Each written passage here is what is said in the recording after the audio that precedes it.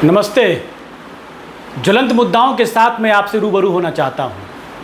यूँ तो सरकारें कहती है कि हम युवाओं के साथ हैं, युवाओं के भविष्य के लिए चिंतित हैं। भारत का भविष्य अगर कोई है तो भारत का युवा है। लेकिन निरंतर देश में आए दिन किसी न किसी परीक्षा का पेपर लीक होना, परीक्षा रद्द होना, और ये भारत के भविष्य के साथ एक बड़ा सा खिलवाड़ है।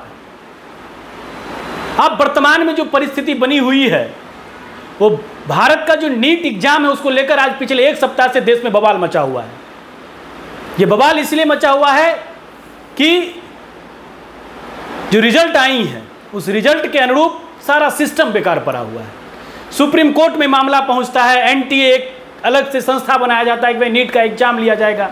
ये सारी चीज़ें हैं, लेकिन सारी चीज़ें तब जाके खाक साबित हो जाती है, तब फीका साबित हो जाता है और गलत साबित हो जाता है जब देश के बच्चों के साथ खिलवाड़ किया जाता है।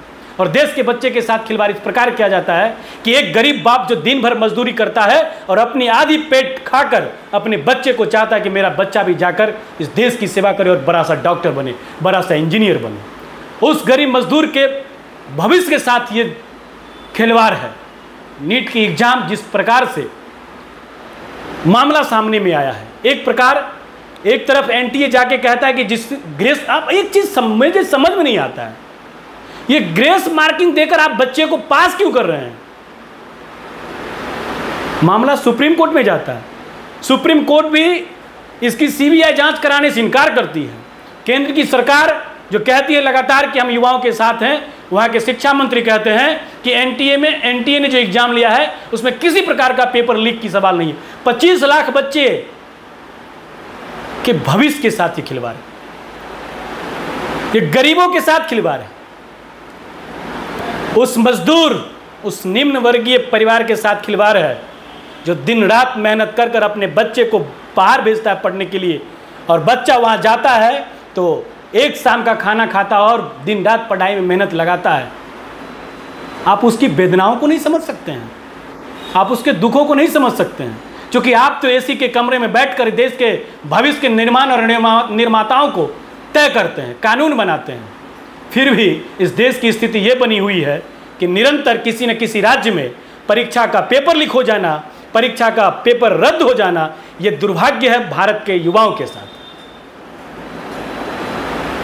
लगातार दिन रात मेहनत करने के बाद, अपनी काढ़ी कमाई करने के बाद अपने बच्चे के लिए वो किसान, वो मजदूर, वो निम्न मध्यम वर्गीय परिवार का माँ बाप अपने बच्चे को चाहता है कि एक व्यवस्थित करूँ, अपनी जगह पे पहुँचाऊँ।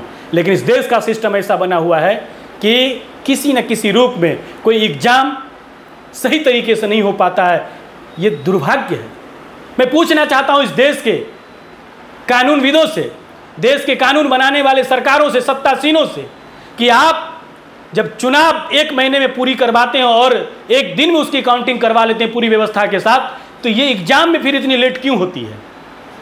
राज्य की चुनावें हो या लोकसभा का चुनाव है, वर्तमान में ही लोकसभा का चुनाव हुआ है, और किस प्रकार से 1 महीना के अंदर, 1.5-2 महीना के अंदर पूरी व्यवस्था के साथ सारे जगह चुनाव हो गए। देश के 80 करोड़ मतदाता मतदान करते हैं। यहां तो 1-2 लाख, 5 लाख, 10 लाख बच्चे एग्जाम में बैठते हैं, फिर भी आप उस एग्जाम को सही तरीके से नहीं करवा पाते हैं। ये कहीं ना कहीं ये आपके विचारों को जो युवाओं के प्रति है, ये देश के हर एक राजनीतिक दलों ने युवाओं के साथ खिलवाड़ किया है। ये युवा बेबस है, लाचार है, मजदूर का बेटा है, किसान का बेटा है, इसलिए ये आवाज नहीं उठा सकता है। अगर यहीं पर किसी बड़े नेता, बड़े उद्योगपति, बड़े धन्ना सेठ का बेटा हो, उसकी सारी सीटिंग के साथ उसकी एडमिशन हो जाती है और वो व्यवस्थित हो जाता है। ये लोग, ये आम, आप गांव में आकर देखिए, गांव के लोगों से बात कीजिए, गांव के लोगों के विचार को सुनिए, तो आपको लगेगा कि भैया ये मेडिकल में एग्जाम दिया है, सेटिंग हो जाएगा, 50 लाख रुपया लगेगा, सेटिंग हो जाएगा। ये आम चर्चा है, चौक चौराहे पर इस बात की चर्चा होती है। और किसी एक संस्था का 15-15 लड़का टॉप कर जाए, 720 अंक में 720 अंक ले आवे, ये तो समझ से परे है। इसी केस में कई लड़के पकड़ा रहे हैं। बिहार के कटिहार में पता चला है कि वहां से कुछ लड़के को पकड़ा गया है। गुजरात में एक नया मामला है कि वहां भी कुछ लड़के को पकड़ा गया, एग्जाम देने के नाम पर 10 लाख रुपया भी लिया गया है। अभी किस प्रकार की व्यवस्था है? धन्य है भारत के भाग्य विधाता, आपसे करवत प्रार्थना है कि हमारे देश के युवाओं के भविष्य के साथ खिलवाड़ न करें, हमारे देश के युवाओं के साथ ये अन्याय न करें।